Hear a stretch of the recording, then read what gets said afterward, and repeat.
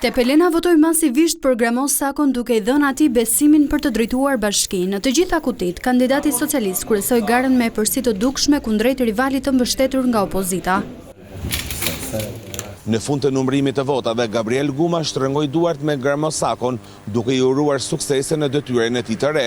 Tani na lind ne detyrimi kryesor I imi që të shërbejmë qytetarëve punët e nisura për ato që kemi projekte për një njohje pa fund për qytetarët e Belenës, një njohje për Partinë Socialiste që kishte përcaktuar fitoren që në dita e parë që unë kam marrë rrugë deri tani.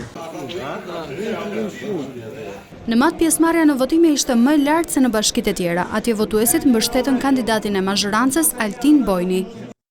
Kandidati Altin Bojni që vinte nga Partia Socialiste arriti të siguronte 66.5% të votave, kundrejt 28.5% të votave që mori rivali I tij I pavarur, por që mbështete nga opozita Eduard Brahilika, dhe 5% të votave që mori kandidatja tjetër e pavarur Suzana Pasha. Ne me gjithë këtë mbështetje që ne ka dhënë gjithë banorët e Bashkisë së Madhe, është një përgjegjësi e madhe që duhet ta përkthejmë në shumë punë për gjithë komunitetin tonë. E njëjta situatë edhe në Cëriku, socialistit Florenc Doka I është dhënë me vot përgjegjësia për të drejtuar bashkinë.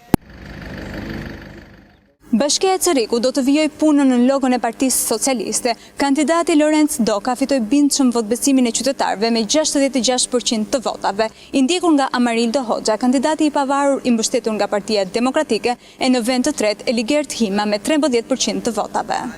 Edhe pse gjatë këtyre zgjedhjeve nuk u shënuan incidente, problematike ishte pjesëmarrja e ulët e votuesve.